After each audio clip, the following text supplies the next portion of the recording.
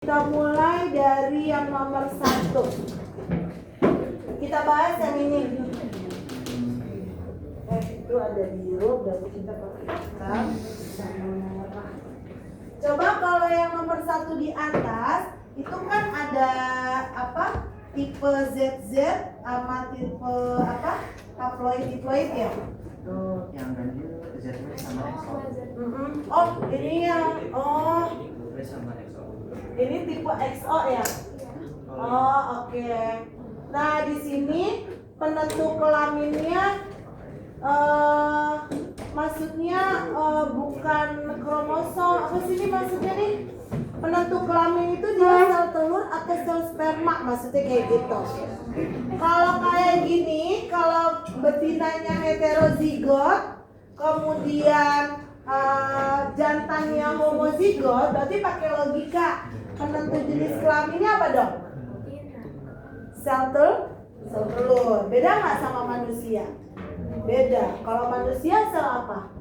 Spermanya. Jadi ada sperma X, ada sperma Y. Kalau ini yang penentu jenis kelaminnya adalah yang betinanya, bukan sel spermanya. Itu berarti ya, penentu jenis kelamin adalah sel telurnya. Oke. Kalau yang sistem XO gimana sistem XO? Tetap yang jantan.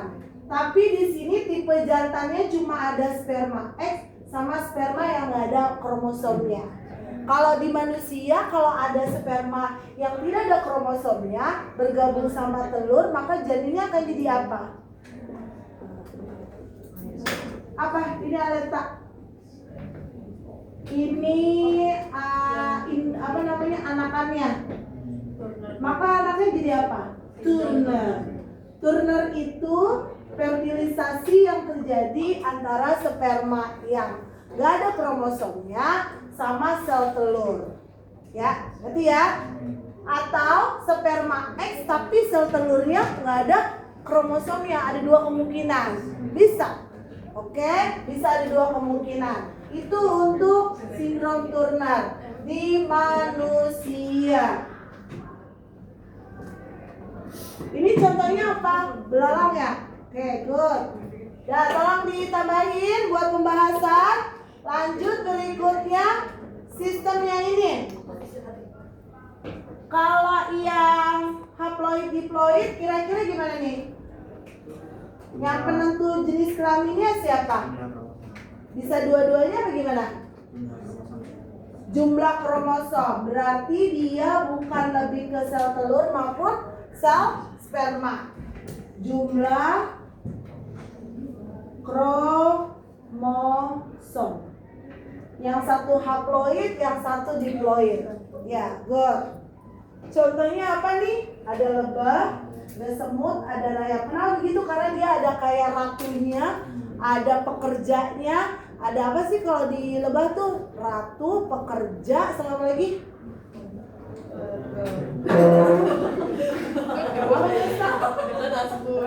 Kalau ratu tuh kerjanya kawin kalau tuh yang buat ngasihin telur yang reproduksi. Kalau pekerja tuh kayak apa? Ya udah ototnya doang yang dikerjain, biasanya yang tumbuh tapi dia mati biasanya. Tapi kalau buat memperbanyak diri itu biasanya si ratu sama satu lagi siapa sih? Si ratu apa ya? Bukan ratu yang itu. Ratu anak IPC ya? Astagfirullahaladzim. Kepikiran baik. Ya Allah. Enggak ya, bukan kayak gitu ya. Ini siapa sih yang ngerjain? Orang enggak. Rangga, oke. Ya, nanti ini bahasnya nanti. Yang ini udah paham belum? Udah ya, lanjut. Sekarang yang disebut NPS apa Rangga? N-nya? Nih? Sabar. Saya baca peran dulu. Aduh. Ayo Abi, katanya pintar. Ayo, N-nya apa? Tadi bilasnya pinter. Nilai nasional. Kata ibu, katanya pintar. N-nya apa Bi? Nilai apa? Nilai. Pindah. P-nya? Pindah. Pindah. Sila. Kalau bahasa Inggrisnya apa Bi? Rangga. Score. Change. Score change over. Score crossing over. Benar nggak Putra? Bukan lihat di Google. Iya, lihat di Google. Benar nggak Rangga?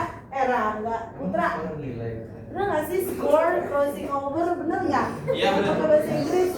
Benar dong. Crossover value. Cross over value. Value, nggak masuk. Apa Putra coba disebutin? Crossover value. Crossover value. Coba ngomong Bu. Crossover value. Candi. Gue tadi mau ngomong begitu cuma kan.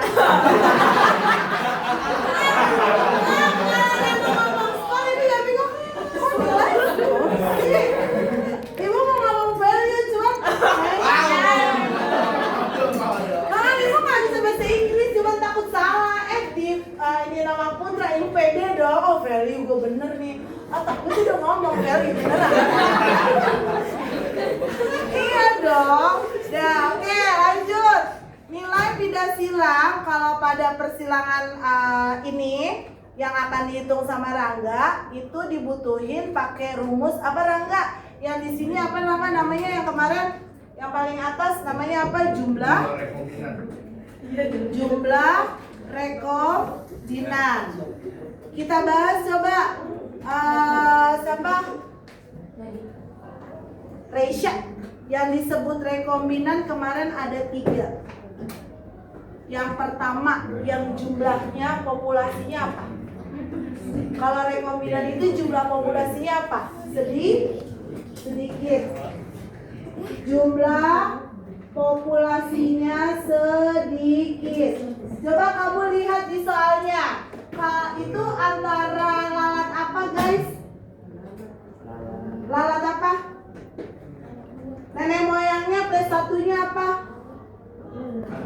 Antara apa sama apa? Abu-abu normal. Abu-abu normal Hitam vestigial. disilangin sama Hitam vestigial. hitam vestigial. Nah ini plus satunya ya guys. Nah lanjut. Boleh dihapus nggak nih programnya? Hapus ya. Jadi ulang biar tahu. P1 itu P-nya apa? Nesta? Parental. Parental itu maksudnya apa? Induk pertama ya. Oke, parentalnya tadi apa? Abu-abu normal disilangkan sama apa? Hitam vestigial. Hitam vestigial. Nah, biasanya siapa yang dominan, siapa yang resesif? Abu-abu sifatnya dominan daripada hitam atau resesif? Di situ tulisannya abu-abu, lihat gambar. Abu-abu lebih dominan, benar? Bukan hitamnya yang dominan, benar? Hurufnya abu-abu lebih besar atau kecil? Berarti abu-abu bersifat dominan. Hitamnya apa? Resesif. Oke, kalau sayap normal sama sayap vestigial mana yang dominan? Yang normal. Oke, sayap normal. Sayap normal dominan. Sayap vestigial apa tadi? Vestigial resesif. Yang itu kok nggak ada yang bagus sih? Ada tuh juga ada satu. Ada yang cakep banget. Oh iya. Nah, F1-nya yang terjadi apa? Sifatnya F1 itu disebut filial. Filial itu apa guys? Keturunan. Keturunannya gimana kalau ada lalat kayak gini, maka F1-nya kayak gimana? Nggak tahu nggak? Langsung disilang uji silang. Iya, uji silang. Maksudnya jadi apa? Abu-abu normal Yang satu abu-abu normal. Berarti dia yang apa? Dominan. Kemudian abu-abu apa, Mafika? Abu-abu normal, terus abu-abu apa? Yang belum ada apa? Vestigial. Yang ketiga, Rakendra. Habis itu ada apa lagi? Hitam apa? Hitam vestigial. Yang keempat, Nanaya, ada apa? Hitam normal. Nah, F1-nya bakal punya fenotip kayak gini nih. Oke? Nah, di situ dibilang yang mirip sama induk-induknya, jumlah populasinya banyak apa enggak? 900-an kan? Iya apa enggak? Nah, yang enggak mirip sama parentalnya yang mana? Yang ini kan? Iya benar? Iya benar? Oke. Yang ini jumlahnya sedikit nggak? Iya. Makanya dibilang rekombinant itu selalu dalam populasi persilangannya dia jumlahnya sedikit. Itu keywordnya kalau disebut rekombinan. Yang kedua, sifat rekombinan itu gabungan dari kedua induknya. Sifat gabungan dari kedua induknya. Ya apa enggak? Abu-abu dari induknya, kemudian vestigial dari induk yang satunya. Mereka bergabung. Makanya sifat rekombinan adalah sifat yang tidak sama dengan induk. Sifat yang tidak sama dengan induk. Karena dia sifat gabungan dari kedua induk. Udah paham belum? Jadi ada 3 keyword ya, Aidin. Rekombinan tadi apa pertama? Oke, yang kedua. Gabungan sifat fenotip. Kedua, parentalnya. Yang ketiga, sifatnya yang tidak sama sama induknya. Jadi buat nentuin itu sifat rekombinan kayak gitu. Udah paham belum Renata? Udah paham belum Renata? Kiana, Ilham Halid, paham ya? Gampang. Jadi besok kalau ada soal kayak gini gampang kayak gitu untuk nentuin sifat rekombinannya. Rasyidina dong, Rasyidina. Ada pertanyaan nggak untuk sifat rekombinan? Tinggal ditambahin aja tambahin semua sifat ini populasinya kali 100 jadi deh NPS yang selesai. Gampang. Ada pertanyaan? Ya, yang crossing over udah pasti ya rekombinan ya kan? Sifat gabungan adalah si crossing overnya. Berarti ditambah boleh yang keempat, sifat rekombinan adalah sifat yang gennya mengalami crossing over. Boleh. Ditambahin yang keempat. Sifat rekombinan adalah gen yang mengalami crossing over. Dari siapa? Ya pasti dari induknya. Crossing overnya dari induknya. Iya apa enggak? Iya apa enggak? Shoki, udah paham belum Shoki? Kalau nggak paham tanya. Udah paham ya? Jadi cara ngingetnya kayak gitu aja Shoki. Populasinya paling sedikit, udah pasti dia. Terus sifatnya nggak sama sama induknya, udah pasti dia. Rekombinan, udah selesai. That's it. Nggak usah diinget-inget yang lainnya juga nggak apa-apa. Ya, oke? Ada pertanyaan? Nggak ada? Lanjut berikutnya. Yang golongan darah, is okay, udah bener. Ibu nggak mau bahas lagi karena kemarin udah dibahas. Ada pertanyaan untuk golongan darah? Ada nggak? Udah oke, bener. Kalau dia perbandingannya 1-1-1, ini namanya persilangan apa guys? Dan selalu dari heterozigot,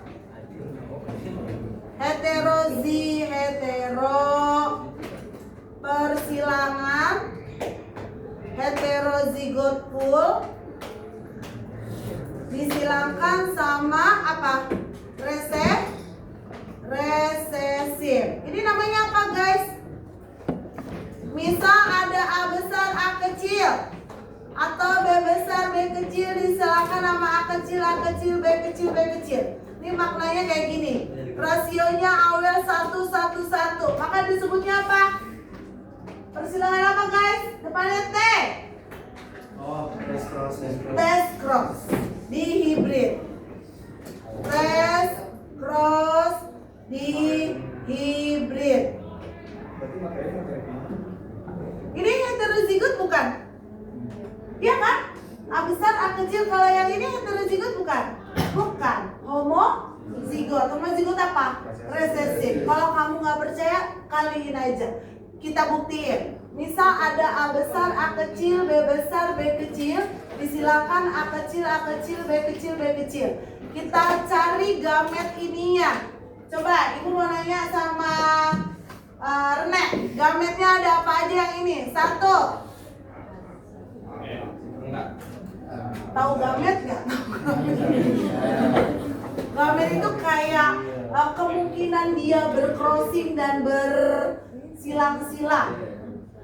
Kalau ada kayak gini, gametnya gimana guys? A besar sama B besar, itu namanya gamet. Terus apa lagi?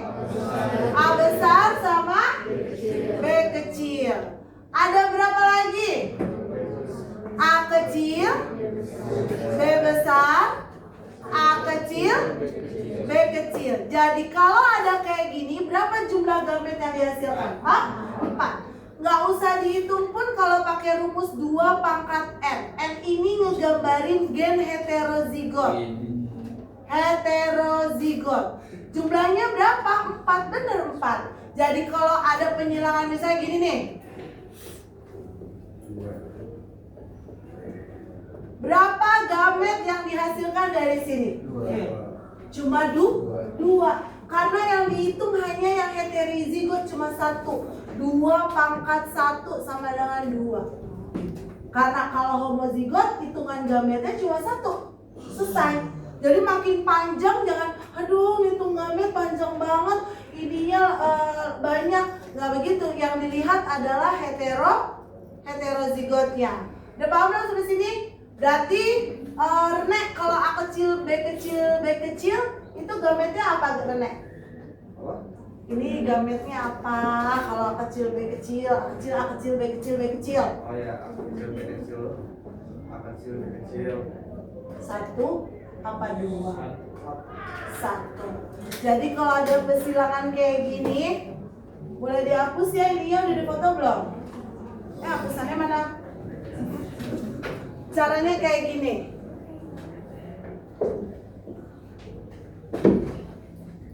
Ada A besar, B besar, A besar, B kecil, A kecil, B besar, A kecil, B kecil. Berarti di sininya A kecil, B kecil. 1 banding 1 enggak? Benar kan? Jadi semua yang disilangkan heterozigot sama resesif nggak usah disilangin gini lagi. Udah pasti rasionya 1:1:1:1. Itu disebutnya adalah persilangan test cross dihibrid. Di note tuh. Jadi kalau ada persilangan jangan langsung, aduh gue bikin kotak-kotak dulu. Dilihat dulu. Kalau dia berupa heterozigot kayak gini, disilanginnya sama homozigot resesif, udah pasti rasionya 1:1:1:1. Ya dong, pasti kayak gitu. Paham? Dong sampai sini? Nah, sok atuh ditulis dulu biar nggak ngantuk. Yuk, tulis dulu. Ibu kasih waktu 5 menit buat tulis pembahasannya. Run. Biar nggak ngantuk. Ibu mau tulis yang ini dulu.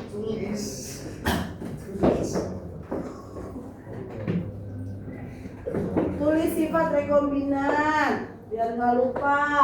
Terus ini tadi sama yang ini nih 2 pangkat M.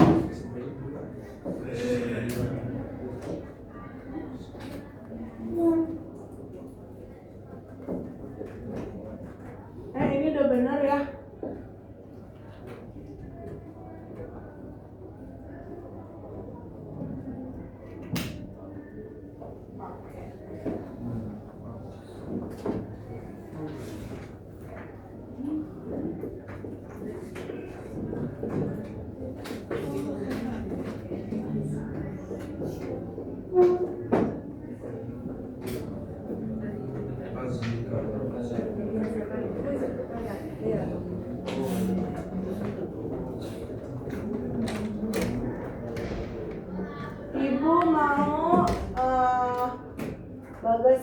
baca tentang atavisme.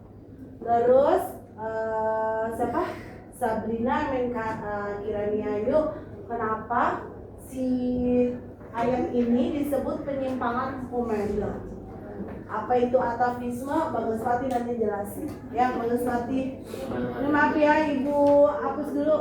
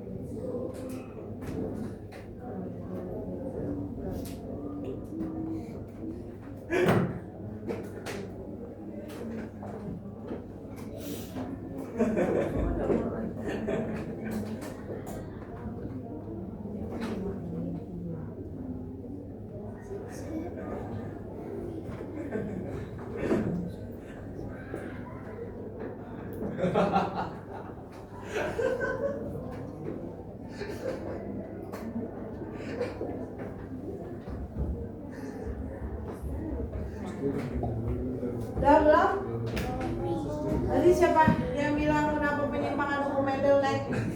Udah ditulis belum? Oke. Habis ini nanti baru yang polimeri. Coba, kenapa Kirania? Kenapa penyilangan yang dibuat sama Rasyadina yang betul itu disebut penyimpangan hukum Mendel? Jenisnya atavisme. Jadi kalau ditanya persilangan antara walnut pada ayam, dia termasuk kelompok penyimpangan hukum Mendel 2. Jenisnya atavisme. Kenapa disebut penyimpangan? Dia nggak boleh disebut hukum Mendel, nggak boleh. Dia disebut nyimpang dari hukum Mendel. Kenapa kiranya ayo? Karena bisa bikin dari dua apa? Lebih dari satu gen. Serius. Ini ada tulisannya loh.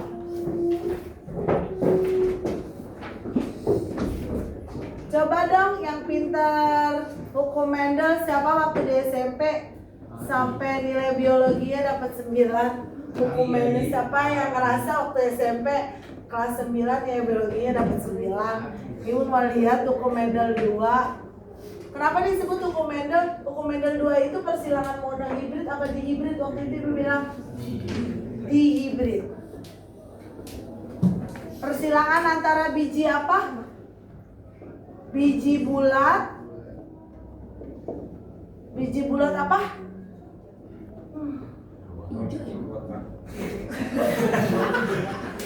Biji keriput. Biji bulat hijau atau biji bulat merah? Hijau sama merah kali ya? Tuh kan Ibu aja lupa. Biji bulat merah apa biji bulat hijau? Keriput merah apa keriput hijau? Oh, saya lupa tuh. Ayo, Mendel 2 Abi. Ya biji-bijian nggak lupa lo. Lupa lo biji-bijian. Biji bulat keriput tangannya warnanya apa? Hijau sama apa? Kalau waktu di Mendel 2 bulan kuning. Kuning. Ah, iya, bulat kuning. Kok merah sih ya Allah? Ya Allah. Sama keriput apa? Hijau. Keriput hijau. Kenapa? Kamu mikirnya macam-macam ya? Astagfirullah. Katanya huruf S mau dihilangin dari kamera ini. Astagfirullahaladzim. Hilangin dari kamera. Astagfirullahaladzim.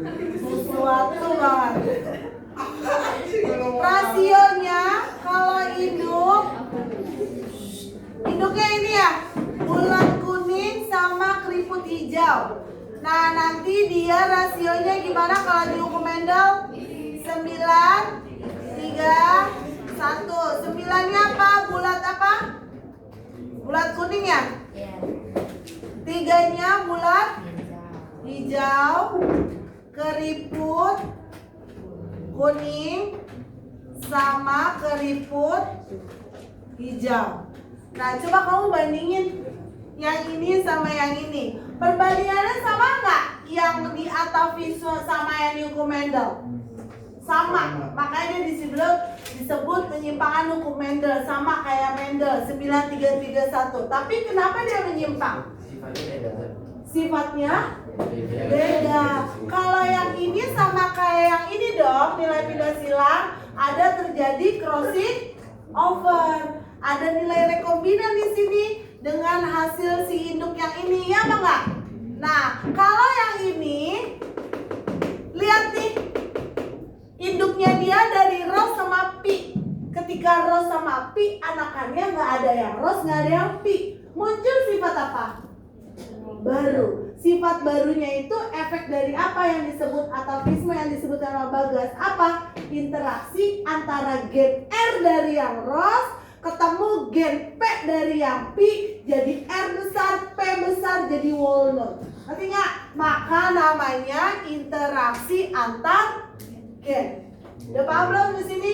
Kenapa menyimpang? Karena dia muncul sifat baru. Sifat barunya itu akibat interaksi dua antar gen induknya, yang R sama yang P. Udah paham belum di sini? Nah, berarti diulang. Kenapa dia menyimpang? Nanti atavismenya Bagaswati. Nah, baru walaupun rasionya sama dengan hukum Mendel. Tapi faktanya di ayam itu nggak begitu katanya. Makanya dia disebut penyimpang. Kenapa namanya atavisme Bagas? Karena dia tuh udah lama gak muncul.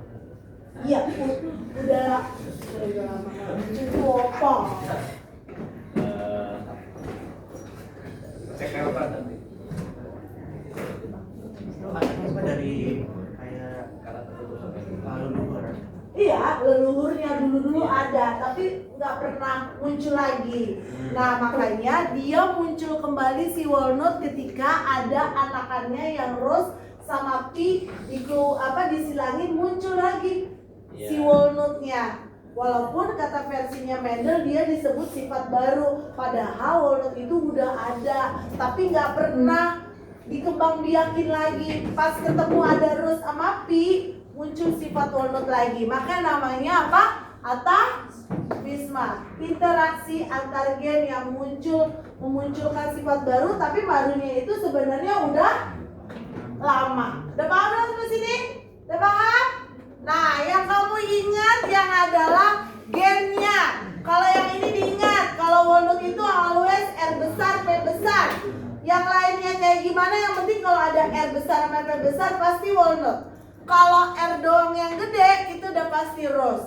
Kalau P-nya doang yang gede itu Pi. Tapi kalau semuanya kecil-kecil namanya apa?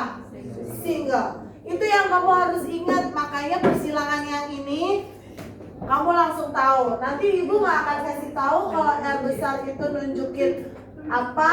Tapi yang kamu harus ingat tadi, kalau R doang yang gede berarti dia rose. fenotipnya. Kalau P yang besar berarti P fenotipnya, dan seterusnya. Udah paham belum sampai sini? Udah ya? Oke. Penyimpangan hukum Mendel yang kedua adalah polimeri. Polimeri digabungin sama intermediate. Siapa nih yang ngerjain? Gendra, bedainnya apa? Polimeri sama intermediate. Polimeri disebut penyimpangan hukum Mendel nggak? Penyimpangan semu. Iya, kenapa dia menyimpang? Karena dia jumlah Polimeri itu dia rasionya berapa? bisa 15 sampai 15 15:1 itu digambarkan seperti hukum Mendel yang 9331. Jumlahnya tetap 16 tapi rasionya dia berbeda, 15 sama 1. Makanya namanya menyimpang. Jumlahnya sama tapi rasionya berbeda sama Mendel. Udah paham sampai sini ya? Oke, kenapa namanya polimeri? Nah, karena dia yang dominannya itu bisa ditumpuk atau kumulatif, jadi variasinya antara merah gelap, merah muda, atau merah aja, terus habis itu atau enggak yang putih, berarti resesif semua. Itu yang satu. Oke, kumulatif itu adalah gradasi warna. Jadi kalau ada genotip M besarnya ada 4, maka fenotipnya merah pekat. Tapi kalau M besarnya berkurang 3:1, maka dia disebut merah aja. Kalau misalnya 50-50, dia udah muncul sifat merah mudanya. Kalau akhirnya cuma 1, lebih mudah lagi. Sampai semuanya kecil-kecil, dia tidak berwarna, alias apa?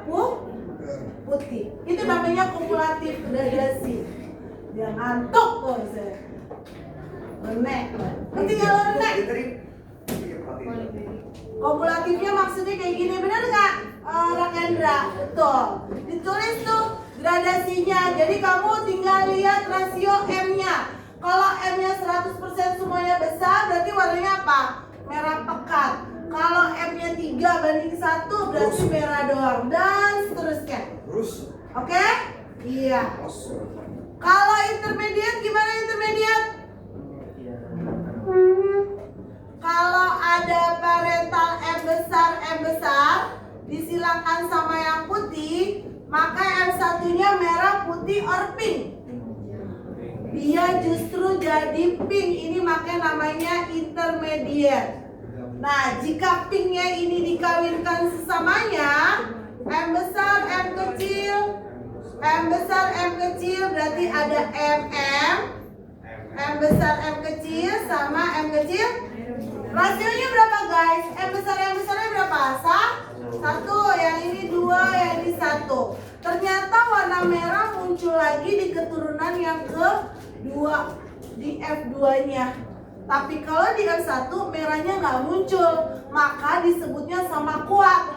Disebutnya intermediate. Tapi kalau di sininya merah, bukan disebut intermediate, tapi disebutnya hukum Mendel yang pertama. Terus rasio fenotipnya bukan 1:1, 3:1. Kalau intermediate, reaksi fenotipnya 1:1. Itu yang nyebabin intermediate dia disebut penyimpangan. Udah paham belum sampai sini? Sudah? Udah ya? Sama Elsa, iya Kendra. Ini fenotipnya berapa? 31. Kalau fenotip F2 pada intermediate 1:1. Kalau hukum Mendel 1 3:1. Karena dia nggak ada istilah pink, nggak ada sama kuatnya. Tetap merah sebagai dominan.